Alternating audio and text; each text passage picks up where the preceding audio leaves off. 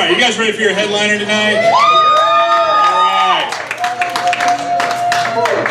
This guy is really funny. He's all over the Denver area. You can find him at Fort Comedy on Facebook if you're interested.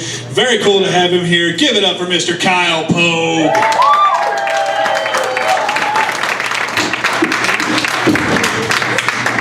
Thanks, everybody. How you doing? How you feeling? Hey, how about, will you keep it going for Chris, for all the comics that you've seen?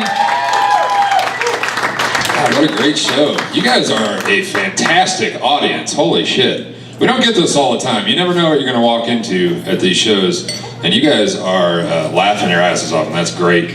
I blame the coffee. This is the perfect recipe. Beer and coffee at a comedy show. You're drunk enough to laugh at some real fucked up shit, and the coffee has just got you amped. I know, I walked in, I had a cup when I first got here, and it is fucking rocket fuel, man. I'm talking 25% faster than I usually talk. I can feel it. Will you give a round of applause for the bar staff, guys?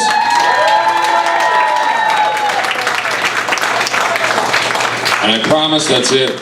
From here on out, only clap when you feel like clapping. That's the last time I'll ask. But thank you guys for being here. Friends in the front, familiar faces. Thank you guys. Laugh like you've never heard these jokes before, please.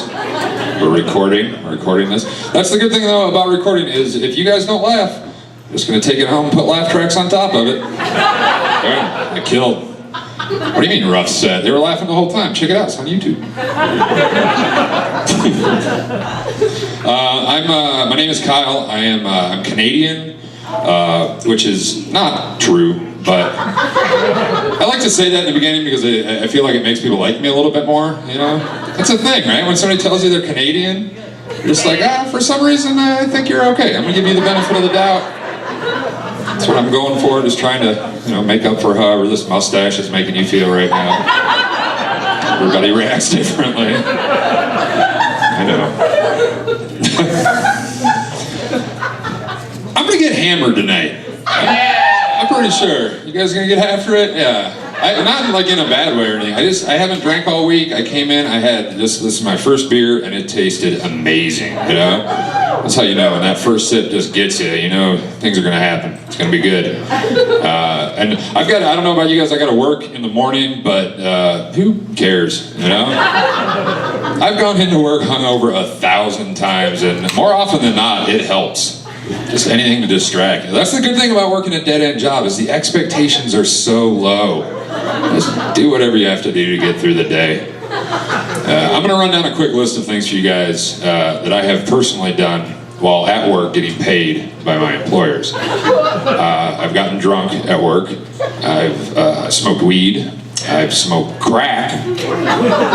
Yeah, yikes. It was the 90s, everybody was smoking crack. I've mixed crack with weed, rolled it up into a joint. We used to call that a primo. I've done that. I've had sex at work. I've taken naps. I've written jokes. I've stolen. I've said I was going to poop, but then I just sat on the toilet for a while. Done that. And I have masturbated at every single job that I've had since I was 16 years old. I used to do it because I was 16 years old. I literally had to, but now I just do it to keep the streak alive more than anything.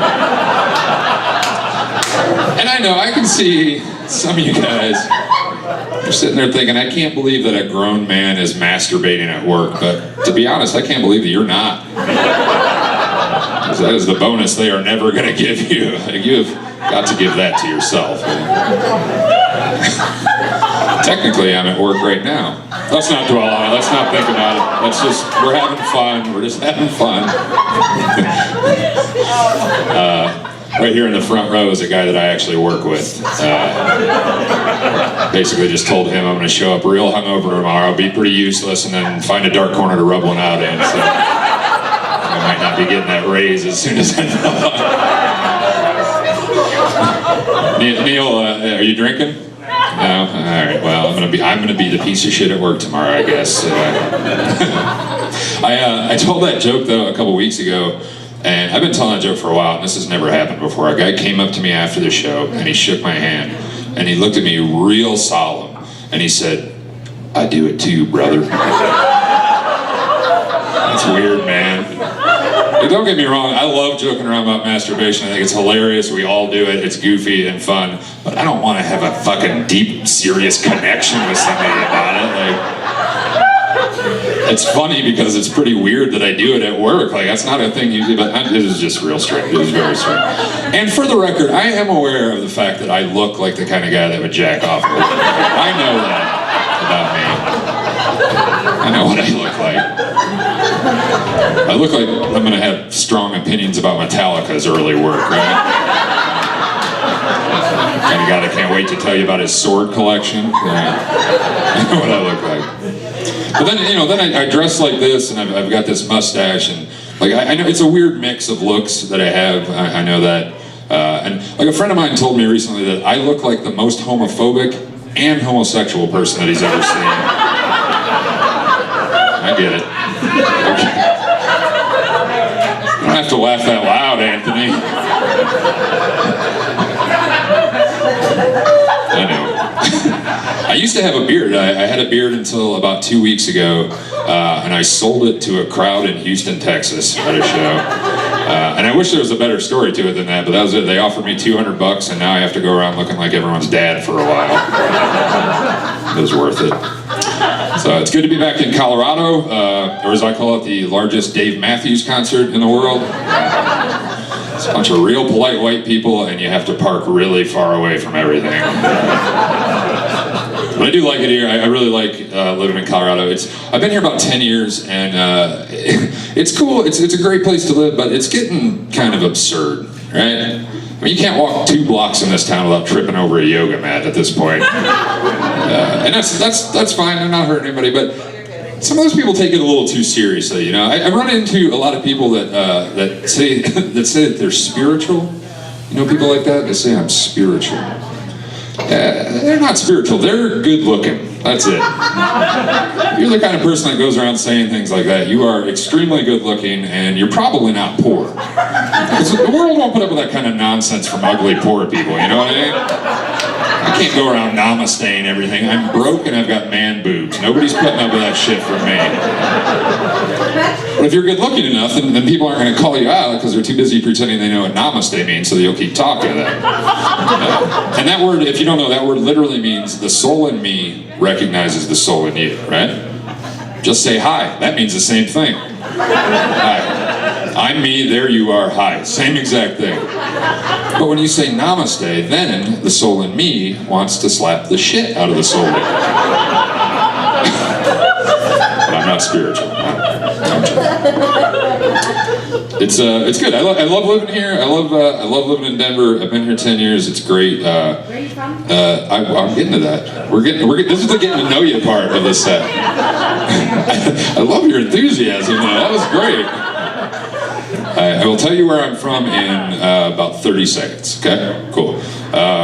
Yeah, so I've been here a while, but so the thing is, when you do move here, it can be weird if you're not from Colorado. Just like how good it is, how friendly everybody is here. It can take you off guard. Like when I first moved here, my first interaction ever with somebody in Colorado, I stayed at a hotel right off the highway, and I was walking up to the front door. There was a dude outside smoking a cigarette, and when I passed him, he just said, "Hey man, how's it going?" And my first thought was, what the fuck is his problem? What do you want, money? This guy's sizing me up? Am I gonna have to fight this guy? Holy shit, I'm gonna have to fight to the death in a hotel parking lot in Colorado. Nope. Turns out that dude was just being cool. No ulterior motive at all. But I wasn't used to that because I'm from Peoria, Illinois, and if you've never been to Peoria, Illinois, it's like if a bunch of people from Chicago got together and they said, I love all of the pollution and crime. STDs of the big city, but I'm getting real sick of the art, culture, and opportunity. We should start our own city and make it the way we want it, and then they fucking did, So it took me a while to just settle in and be more relaxed when people were just randomly cool to me here. Now I've been here so long, and it's changed me. Like I've really become a friendlier person because of living here. I'm more outgoing, which is great. But now when I go back to visit Peoria, I just walk around everywhere like, "Hi guys, you want to be friends?" People look at me like, "What the fuck is his problem?" Like, whoa, buddy, all right. Just ride away on my single speed, ringing my bike bell. The only thing I do like now about going back home to visit Peoria is just that I get to drink closer to sea level. Have you done that? Holy shit, man. I go back there and I'm like Rocky IV. I've been up in the mountains training, you know?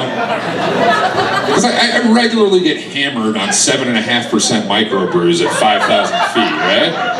I go back to Illinois and I drink cans of Budweiser at 400 feet, and it's like God sent on his other less ambitious son to lead the drinkers of the world. Friends are just passing out all around me. I'm like, oh, what's the matter? Is your body shutting down? Are your organs begging you to stop pouring poison into them? Look at the middle-aged guy who can't drink like he's in his 20s because he grew up. He's got a beautiful family and a thriving career.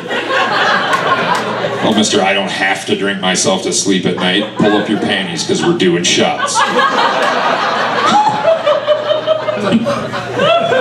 don't even like shots. I don't like shots, and I don't like whiskey either. That's the other thing. People always look at me and assume that I love whiskey. I don't. I would rather swallow a lit cigarette than drink that shit. I don't like it. And I love to drink. I like liquor. I just don't understand shots. People always want to do shots after they're already drunk and having a good time. It's like going on a road trip with your friends, and the driver's like, wow, this is great. We're having fun. We're making good time. Let's all close our eyes and I'll floor it. I gotta fuck it up, man. But whatever, I'll do shots. I just don't like whiskey, and apparently when you look like this, that is deeply disappointing to people. Somebody's like, yeah, give us 5 shots of whiskey, and I say, oh no, make mine a tequila. People look at me like I have betrayed God and country, you know? Why? That's the exact same amount of alcohol. Just for whatever reason, when I drink tequila, I'm less likely to puke in the Uber and start talking about how no one's ever really understood me. It's a much better choice for a good night. But no, people are always like, oh, tequila, huh? Okay, Pancho Villa, why don't you just light an American flag on fire, start handing out free health care to the entire bar. Love it or leave it, you son of a bitch. It's just a beverage. Just a beverage. Plus, you gotta know your limits, right? You gotta know your lines. You gotta know what's good for you, what's bad for you. Like, have you ever been so hungover that you just feel vulnerable? Emotionally fragile? Kind of hangover where you don't need more rest or another drink. You just need to hear your mom's voice on the phone. You know? That's what whiskey does to me. It's terrible. Stick of beer.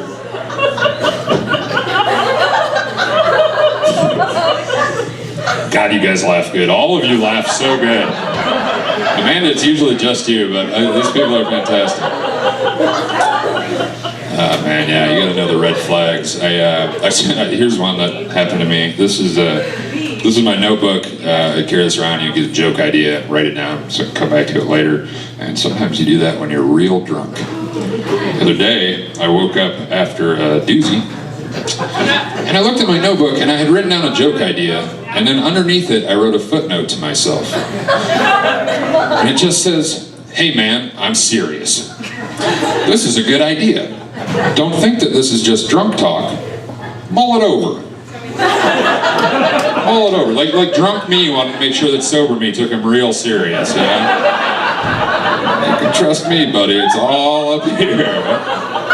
And then the joke idea that I wrote down just says, I might actually be an alcoholic. That's it. It's the whole thing. And then my footnote to myself wasn't like, hey man, seriously, you should probably reach out and get some help. This could be like a problem. My footnote was, hey dude, I think we're hitting rock bottom. You should probably get to an open mic as fast as possible. This is hilarious. It's ridiculous. I'm not an alcoholic, and I know that because I stopped drinking for a while. I took a month off of drinking recently, and you don't know how appropriate that reaction was, man. She just threw her hands up like, God damn it. Like she felt pressured by my choice to stop drinking for a while. This is like the 5th guy today that's implied I should stop drinking. Keep drinking, keep drinking. It's a happy ending, trust me. I was nervous. I was really nervous about doing it. I was the longest that I've been sober in 25 years. I'd never done that before. I was super nervous about it. But I made it through, you know. It wasn't easy, but I got there. After 30 days sober, I do have to admit that it's not for me. I fucking hated it a lot. I'm never gonna do that again. And it's not that I can't enjoy my life without alcohol. It's just that wherever I'm at and whatever I'm doing sober, there's always a voice in the back of my head saying, hey, are you having a good time? You could be having a great time. Go drink 9 beers and let's almost get arrested. But I just did it to step back and see if I felt any different, because I've been feeling unhealthy, but then I find myself worrying about the wrong things. Like I'll feel real run down and tired for no reason. And I'll think, well, it's probably all the gluten. That's what it is. It's all this gluten I'm eating. Couldn't possibly be the 11 Dales Pale Ales I drank last night, right? While watching every Billy Joel video on YouTube. It's probably that bagel I had with lunch. But I'm happy to report, after 30 days sober, I felt exactly the same, and now I'm back to having fun all the time. So, worked out, yeah, oh yeah.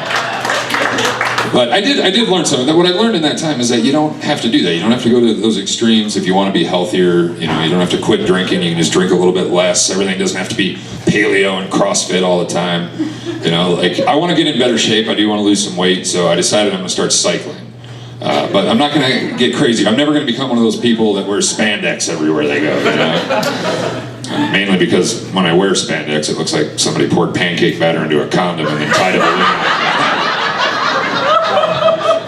Not a great look on me.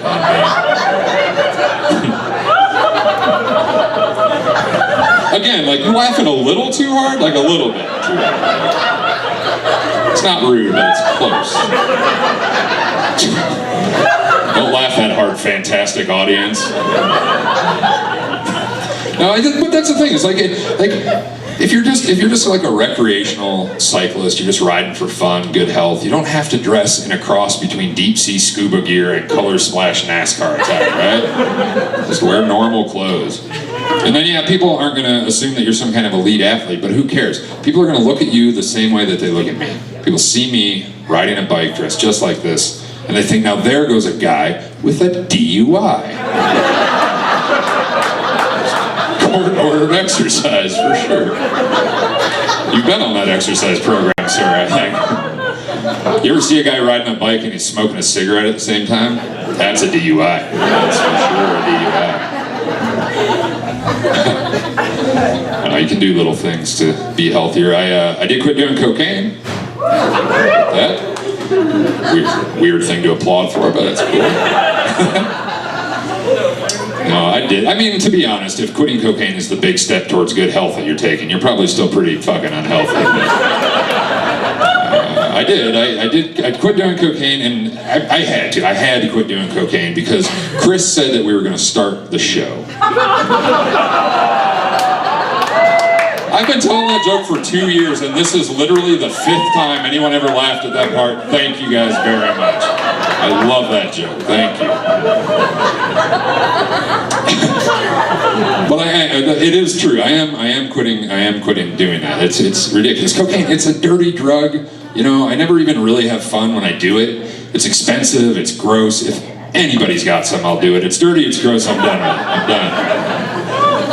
But I think that the reason I always get roped back into doing cocaine is because I was a kid in the 80s. And in the 80s, cocaine was the ultimate party drug, you know? I always felt like you were one fat line away from being in Motley Crue. But you don't end up in Motley Crue. You end up in some dude's basement that you barely know. He barely knows you. Doing lines of cocaine off his old Motley Crue CD cases. You can't stand each other or yourself. You're watching that pile of cocaine just get smaller and smaller and smaller. You know, you're jealous of every line that he does and you don't, until finally you just stumble out into the 9 a.m. sunlight and waves of suicidal thoughts start crashing over you. You genuinely cannot imagine going on for one more day because you hate yourself so goddamn much. So like I said, if anybody's got some.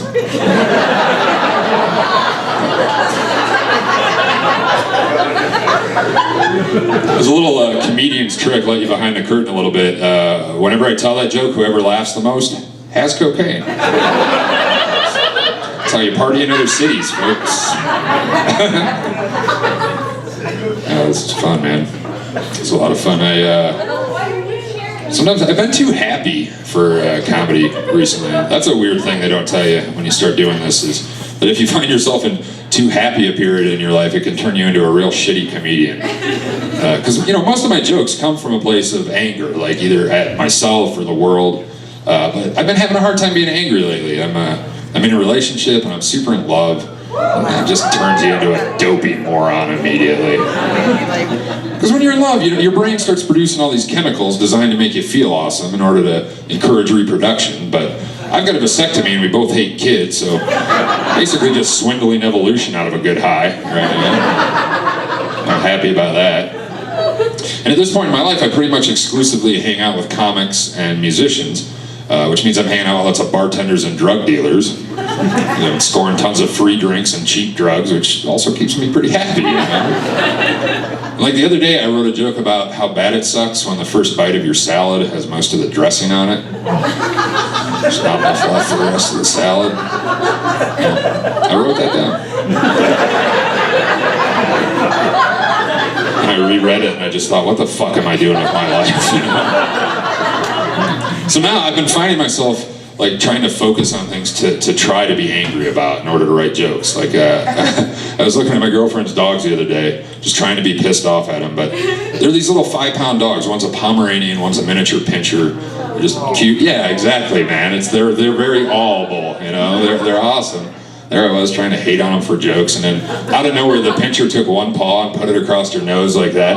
It's the most adorable thing I'd ever seen. I just accepted that I'll never be funny again. Started drinking in the middle of the day. I do have a vasectomy. It's the greatest choice I've ever made in my entire life. It's a source of continual happiness. But it's kind of a funny story. When I was 29 years old, I traded a case of whiskey for a vasectomy. Because apparently I'm a coal miner from the Dust Bowl. A friend of my brother's was a urologist. Because that's the kind of guy my brother is. He's got doctor friends, and he pays his credit card bills. Our father loves him. He's the brother you call if you need to know what the term APR financing means. I have no idea what that is. I'm the brother you call if you need to know who the second and best guitar player for the Black Crowes was. Mark Ford. I have those kind of answers. And I probably could have scored us a vasectomy, but the fact that I say things like score us a vasectomy is probably why we went with my brother's guy. So anyway, we're talking to this nutcutter, and he tells us that he's willing to give us both a vasectomy for free just as a favor to my brother. And then he tells us he's willing to give us both a vasectomy on the same day. Then he tells us he's willing to give us both a vasectomy at the same time. Yeah, I had a lot of questions too. Like, hey doc, am I gonna have to stare at my brother's balls as you cut the procreation out of us? No, apparently we're gonna be in adjacent rooms, but he's gonna perform the procedure simultaneously. So the day comes, I get there, I'm prepped, I'm ready, balls out, Doctor comes in, and this guy is pure swagger. Like he walks, he's cracking jokes, he's bumping knuckles, like, hey, is it cold in here or is it just your penis, It was too relaxed. Like the Matthew McConaughey school of bedside manner. I kept waiting for him to roll a J, give me the hang loose sign, Then he abruptly grabbed me by the genitals, which was weird, but it's for a great cause, so I settled in. And he starts, he starts working, doing doctorly things or whatever, but he's doing both procedures at once, so at one point he just stops and he walks into the next room. And I just sat there awkwardly, for a couple minutes, and then he comes back in. And that's how it went. He just went back and forth, back and forth. At one point he did stop to say, wow, you Pogue sure have nice scrotums. That's a sentence that's going to haunt me for the rest of my life. So I don't care who you are or what sins you have committed in this lifetime, no one should have to know the quality of their brother's ball sack. What does that even mean? So back and forth a few more times, and then boom, we're done. My brother and I both come limping out of our respective rooms with a very distinct look. It's a look that every guy in here has known his entire life. It's not the look of getting hit in the balls. It's the look about a half hour after you got hit in the balls, When the pain spread and settled in your shoulders and hips. It's a very distinct, hunched over look of testicular defeat that we've all had. And my brother and I just kind of gave each other a gentle, brotherly high five. And we start shuffling towards the door. And right before we left, the doctor came out and he said in front of his staff and everyone in the waiting room, if everyone had scrotums like yours, I'd have the easiest job in the world. Thanks, Doc. Can't wait to tell Mom. She'll be so proud. So about a week later, my brother and I get back on our feet, and we sent this doctor a case of his favorite whiskey as a thank you, with a note attached that said, "To the man with the softest hands we've ever known. Thank you for making us better human beings. From the best balls in the business." Still child-free and happy to this day. And I'm pretty sure my sterility is my girlfriend's favorite thing about me, actually. I know it's mine for sure. She's pretty great. I have a fantastic girlfriend. I'm very lucky to have her. And I'm not a really picky guy when it comes to dating, but I have broken up with people over really weird things. And this is something I always like to ask audience. Has anybody ever broken up with somebody over something really weird, really strange? Yeah? Oh, you were gonna say something? Go for it. What was it? He was really dumb. You're really dumb? That's not that strange. How long were you together? Like 6 years. Oh, That's strange. That part's strange. Yeah. This guy's dumb as fuck. Was he just hung like a horse, or what was the deal? What were you getting out of it? I don't even know. Like, he was just really dumb. Yeah. Did you tell him that when you broke up with him? No, it was really nice. You were nice? But my thing was like, I just want to live by myself. Yeah. Yeah, you can't be honest at that point. I mean, that would be mean. Anybody else? Anybody? Something real weird? I think you were going to say something, yeah? No? Okay. Well, all right, so I broke up with a woman once because she used to call Nicolas Cage Nick Cage. Fuck her.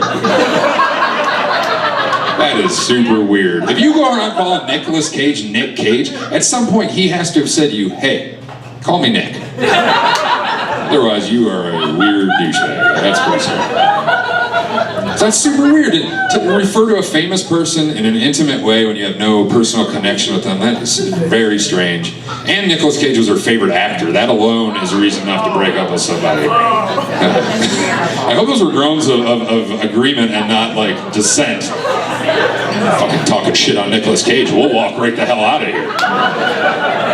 That's weird. But I'm saying, like, if you call Robert De Niro Bobby De Niro, you're either Martin Scorsese or we're not going out again. You know what I mean? It's real strange.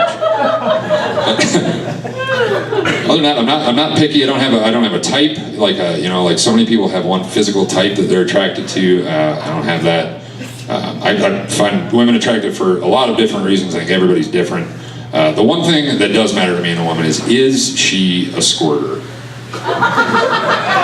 That's it. I just want a squirter. I'm not ashamed. I've been with a few squirters and it is the best. And people will say, they've proven that it's pretty much just pee that comes out. I don't care if it's poop.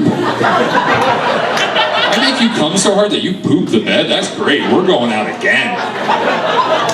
You might have to do laundry yourself, but we are going on another date. I'll buy a rubber mattress. I don't give a fuck.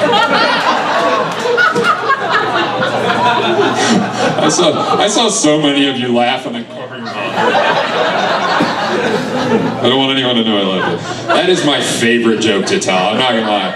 I stand up here the whole set just waiting to get to that joke. I love that. I get to say squirter and poop in the same joke, and that's just pure comedy. I've now been on stage, I've said poop 4 times in this set, now 5, and it makes me giggle inside every single time. It's a lot of fun. But I'm immature. I'm a very immature guy. But that's keeping me young, man. Hold on to that as long as you can, because immaturity is the fountain of youth. It absolutely is. Because I'm 43 years old, and people tell me pretty regularly, like, man, you don't seem like you're in your 40s. Yeah, it's because we're drinking at midnight on a Monday. I'm wearing a sombrero because I missed Cinco de Mayo and decided that I'm making up for it tonight. I'm an idiot. It goes a long way. But I think the biggest thing that's keeping me young is the fact that I don't have kids. I don't want to beat a dead horse here. I don't want anyone to think that I hate kids. I want you to know it.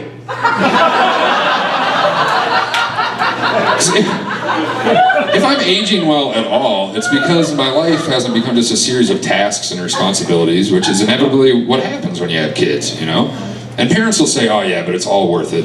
It's all worthwhile when you look into their eyes and you see that childlike wonder and excitement. Yeah, you know why they're excited? They don't have shit to do.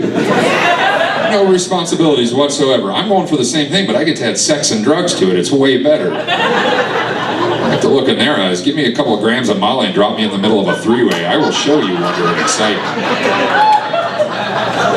And then parents will say, oh, yeah, that's so great. You're gonna trade the rewards of having a child and raising a family for a drug-fueled sex party? No, of course not. I would trade it for far less.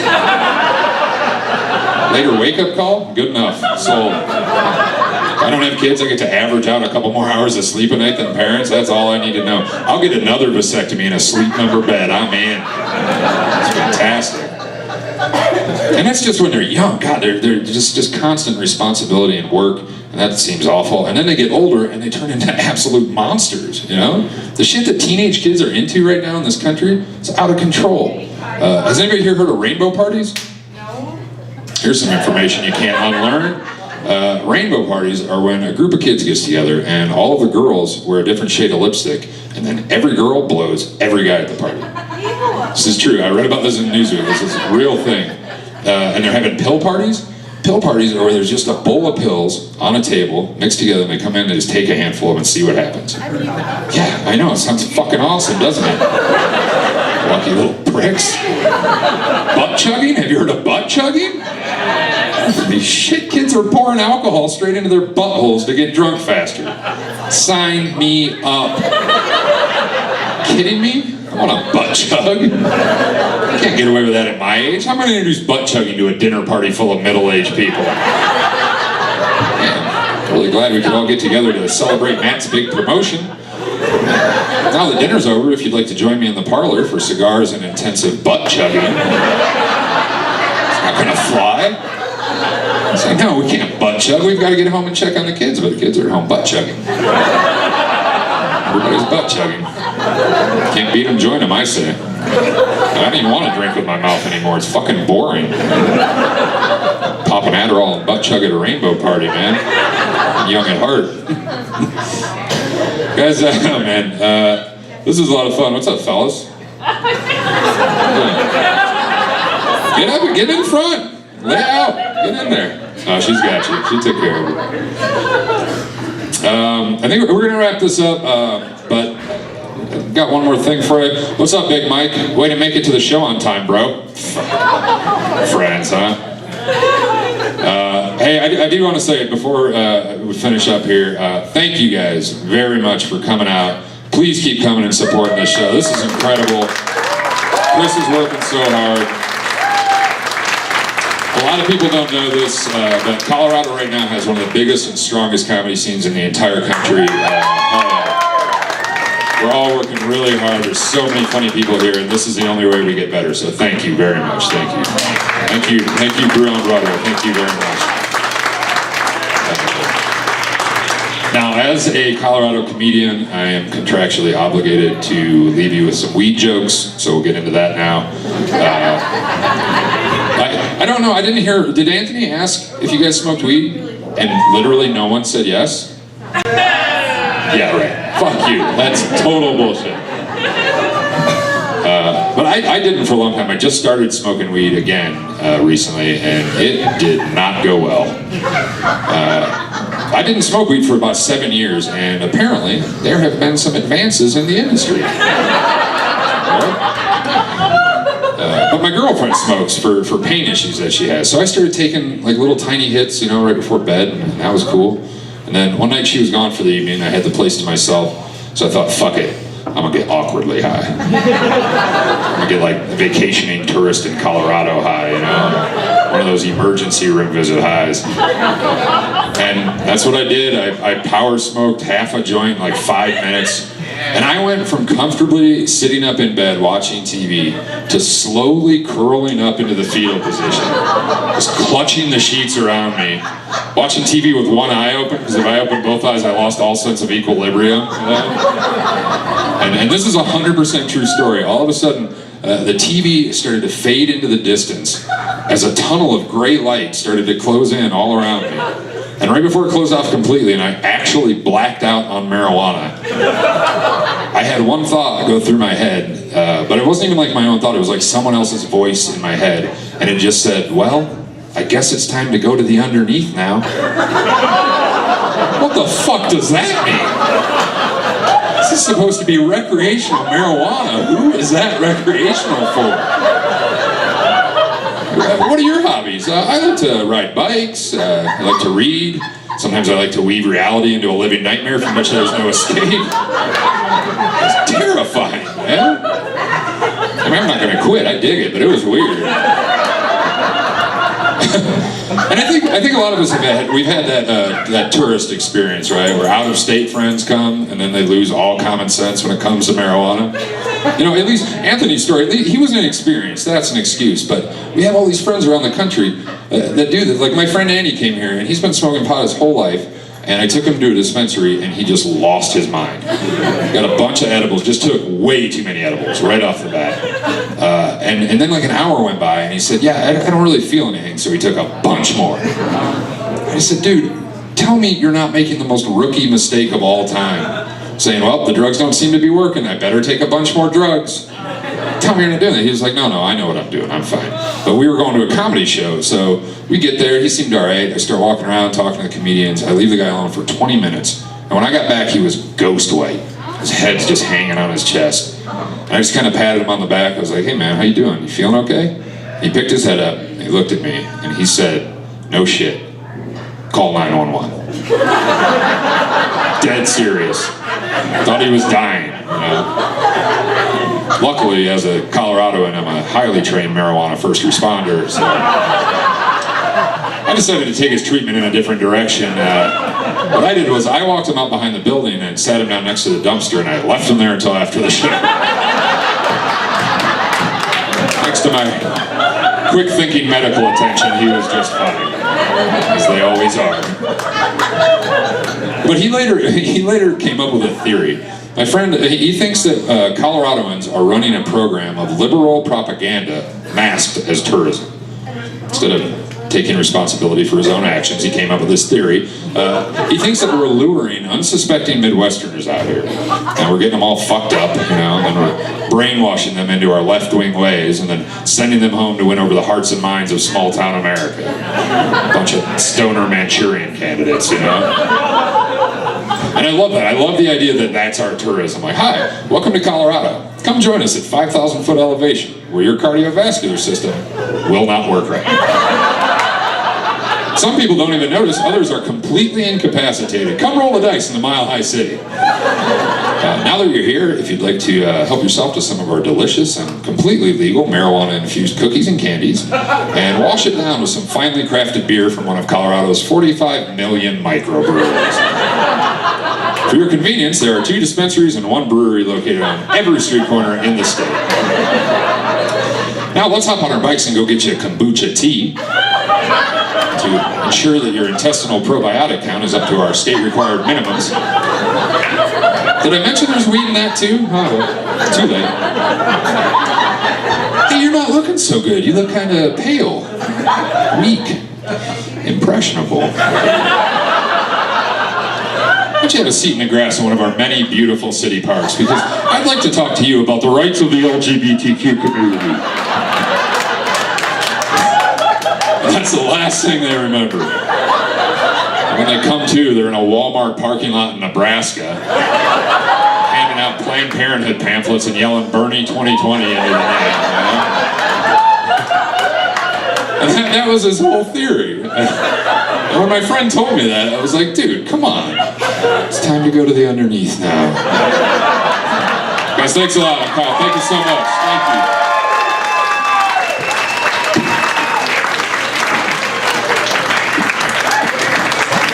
Keep it going for Kyle Pogue, everybody.